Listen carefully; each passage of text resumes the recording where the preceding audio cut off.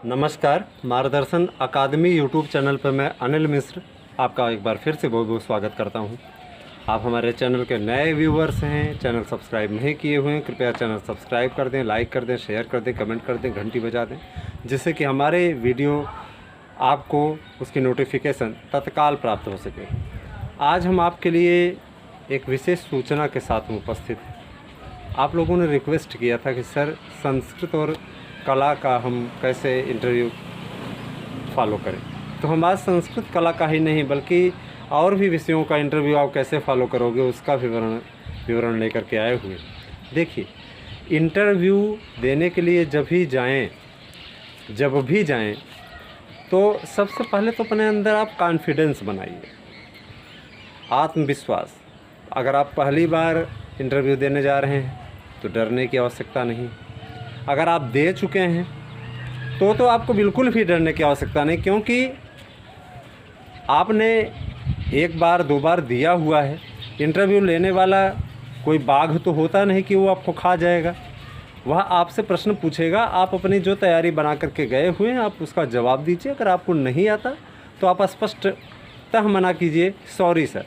आपको ज़्यादा नहीं करना है कि लाग लपेट करने लगे, बहाना करने लगे या गलत उत्तर देने लगे। गलत उत्तर देने की अपेक्षा आप स्पष्ट मना कर दीजिए कि सर हमें नहीं मालूम, यह सॉरी सर। सबसे अच्छा है सॉरी सर।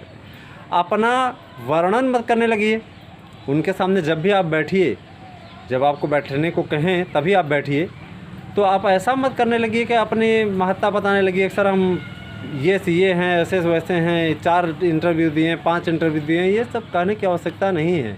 वहाँ वो आपकी योग्यता जांचने के लिए बैठे हुए हैं, आपकी डिग्री सुनने के लिए नहीं कि आप शिक्षक बनने के योग्य हो कि नहीं, इसके लिए वो बैठे हैं। तो देखिए, सबसे पहले संस्कृत की चर्चा कर लें।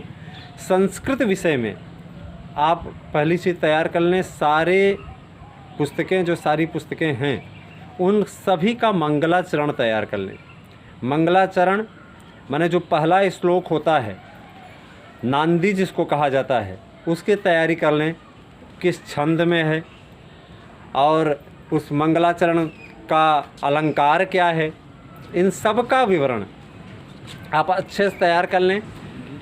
साथ ही श्लोक अच्छे से तैयार कर लें, जैसे कादंबरी का नांदी क्या है, नमस्कारात्मक है, कितने प्रकार का नांदी होता है। तो नांदी 3 प्रकार के होते हैं, आशीर्वादात्मक, नमस्कारात्मक और वस्तु निर्देशात्मक। आशीर्वादात्मक नांदी क्या होता है?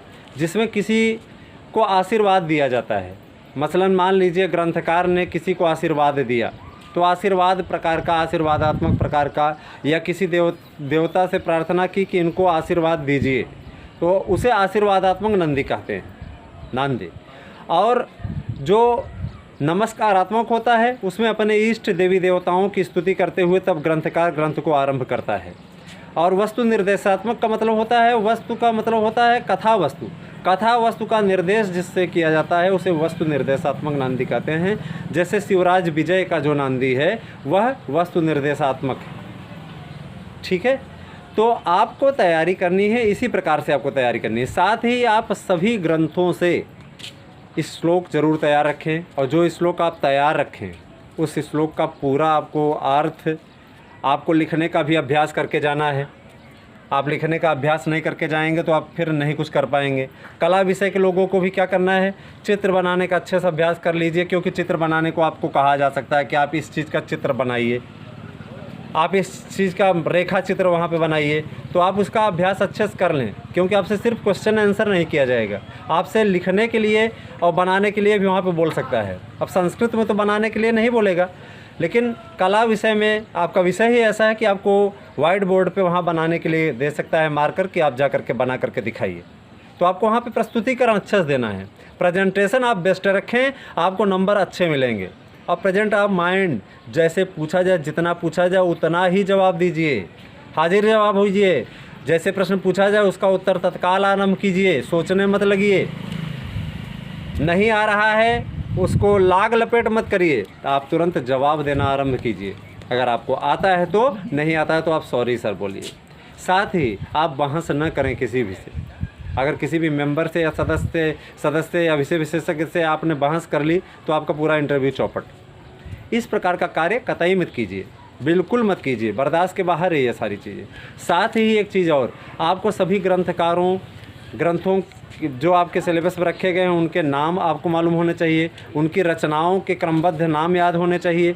संस्कृत साहित्य का इतिहास अच्छे से पढ़ लीजिए। आप कला विषय के हैं तो कला विषय में आप रंगों की अच्छे से पहचान रखें। ये सारी चीज़ें बहुत ही महत्वपूर्ण हैं।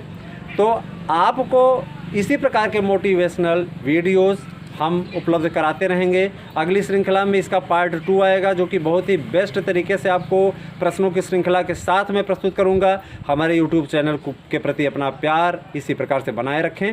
आप सभी का धन्यवाद। नमस्कार।